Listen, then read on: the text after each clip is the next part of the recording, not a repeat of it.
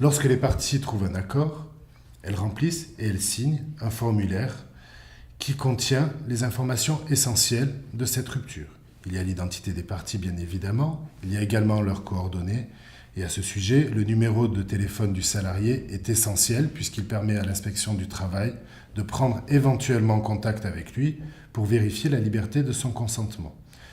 Le formulaire prévoit également les 12 derniers salaires perçus par le salarié, la date de rupture du contrat de travail, les principales étapes de la négociation de cette rupture et le montant de l'indemnité qui sera versé in fine au salarié, puisque l'inspection du travail vérifie là aussi que le montant minimum est bien respecté.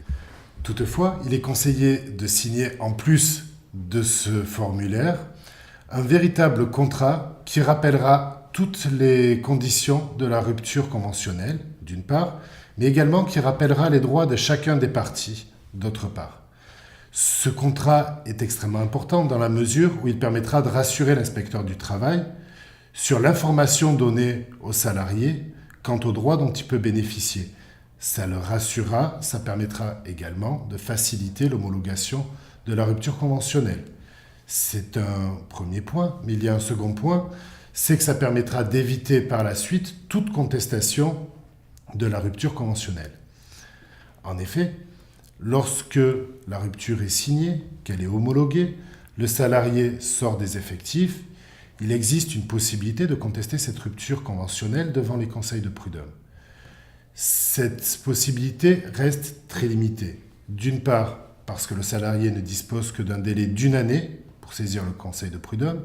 D'autre part, parce que le seul motif qui permet de contester la rupture conventionnelle est le vice du consentement. En clair, il s'agit soit d'une violence qui aurait été commise par l'employeur, violence physique ou psychologique, soit de véritables manœuvres dolosives. C'est extrêmement dur à faire reconnaître, et d'ailleurs, la plupart des décisions aujourd'hui rejettent les demandes tendant à réformer une rupture conventionnelle.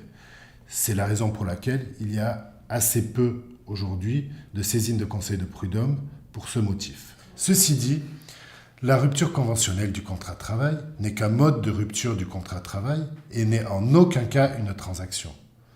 Une fois qu'elle est signée, le salarié a tout à fait la possibilité de saisir un conseil de prud'homme pour des raisons qui ne concernent pas la rupture du contrat de travail.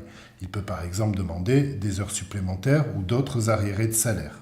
Dans ce cas, il n'y a pas spécialement de délai, si ce n'est les délais de prescription habituels. Le seul moyen d'éviter une telle saisine des conseils de prud'homme est de signer une transaction. Elle ne sera valable qu'à deux conditions. La première, c'est d'être signée postérieurement à l'homologation de la rupture conventionnelle. La deuxième, c'est de ne pas concerner la rupture du contrat de travail, mais uniquement les autres points de désaccord pouvant surgir sur les conditions d'exécution du contrat de travail. En tout état de cause, à tout moment, du début de la préparation de la négociation d'une rupture conventionnelle jusqu'à la signature d'une transaction, il est toujours conseillé de faire appel à un avocat qui va pouvoir renseigner les parties sur leurs droits et sécuriser les actes.